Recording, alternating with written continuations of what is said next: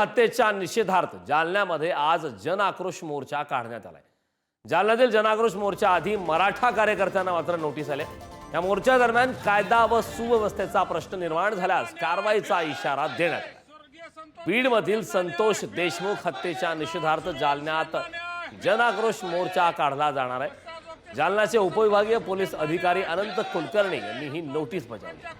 अरविंद देशमुख, अशोक पडुळ आणि विश्वंभर तिरुख यांना पोलिसांनी नोटीस बजावल्याचे दिसतं। मस्ताजोगचे सरपंच संतोष देशमुख यांच्या मारेकरांना तातडीने अटक करण्यात यावी, त्यांना न्याय देण्यात यावा या मागणीसाठी आपण पाहतो की बीड असेल, परभणी असेल, पुणे असेल, पैठण असेल आणि त्यानंतर आता 5वा मोर्चा हा जालन्यामध्ये निघत आहे।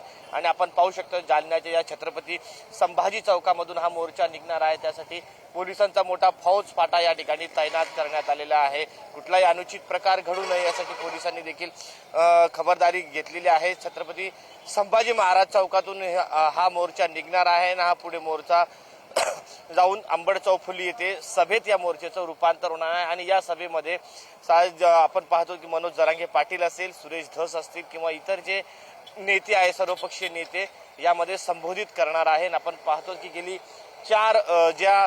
चार जी सभा झाल्या त्या चारही सभांमध्ये आपण पाहतो की चारही सभांमध्ये सुरेश धस असतील किंवा मनोज जरांगे पाटील यांनी हल्लाबोल केला होता विरोधकांवरती। त्यामुळे आता कुठेतरी या सभेमध्ये ते काय बोलणार याकडे संपूर्ण महाराष्ट्राचं लक्ष लागलं आहे। कॅमेरा पर्सन अमोल वाघुलेसह मी सचिन जिरे, पुढारी न्यूज, जालना। तर या मोर्चा आधी संतोष देशमुखांच्या कुटुंबियांनी काय प्रतिक्रिया दिली पाहूया। आम्हाला न्याय मिळेल असं वाटतं। मुख्यमंत्र्यांना तू काय सांगायचं? जे आरोपी राहिले त्यांना लवकरात लवकर अटक करा आणि सर्वांना फाशी द्या। मागणी आमची हीच आहे की आम्हाला न्याय मिळाला पाहिजे आणि जे कोणी आरोपी आहेत त्यांना तुम्ही लवकरात लवकर अटक करा किंवा जे त्यांना मदत करणारे असतील त्यांना यात सह आरोपी करून त्यांच्यावर सुद्धा कठोरात कठोर कारवाई झाली पाहिजे। मागणी पोलीस प्रशासनाकडे किंवा CID कडे एकच आहे की जे आरोपी आहेत तुम्ही म्हणजे ते तर त्यांच्या प्रकारे काम करतच असतील, पण आमची एक विनंती आहे की जे तुमचं कार्य चालू आहे ते लवकरात लवकर करून आरोपींना अटक करा आणि त्यांच्यावर कठोरात कठोर कारवाई करा। निपक्षपणे तपास होईल असं तुम्हाला वाटते का? ते मुख्यमंत्र्यांनी ठरवायचं। त्यांनी शब्द दिलेला आहे जनतेला, मला देशमुख कुटुंबियाला, त्यांना काय अडसर होतंय ते त्यांनी ठरवून त्यांनी कारवाई करायची त्याची। देशमुख कुटुंबीय न्याय मागते, न्याय देताना त्यांना काय करावं लागतं ते त्यांनी करायचं सगळं। तर या सगळ्यावरून नेत्यांचे कसे वार पलटवार सुरू आहेत पाहूयात। एक शॉप असं काढतायत, 7 शॉप आकाने बुक केलेत, 7। एका शॉपची किंमत आहे 5 कोटी रुपये आणि त्या शॉपचे नंबर सुद्धा मी आणलेत, 601, 602, 603, 604, 605, 606, 607 आणि 608 आहे विष्णू चाटे ची बहीण सोनवणे यांच्या नावावर। मे, जून, जुलै, ऑगस्ट, सप्टेंबर, ऑक्टोबर, नोव्हेंबर, डिसेंबर 8 महिने झाले। 8 महिन्यामध्ये वाल्मिक कराडांवर कंप्लेन असूनही आधीची एक केस, ही केस असताना हा FIR झालेला असताना, करेक्ट, ही तिसरी आहे, तर ह्याच्यावर EDचा रोल का नाही आहे?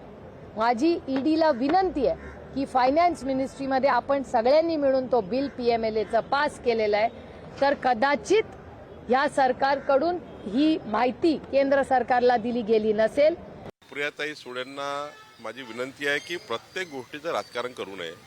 त्यांनी या बाबतीत महत्त्वाचं पाऊल काय उचललं पाहिजे की आरोपींना कडक शासन व्हावं, त्याकरता सरकारकडे चांगले इनपुट द्यावे।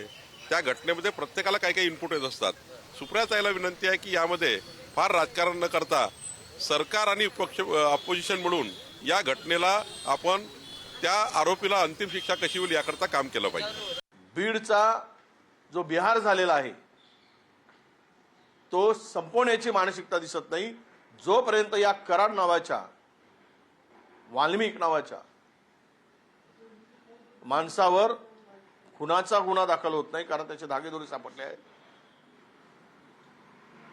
आणि धनंजय मुंडेंचा राजीनामा होत नाही तोपर्यंत या प्रकरणात न्याय मिळेल असं आम्हाला वाटतं।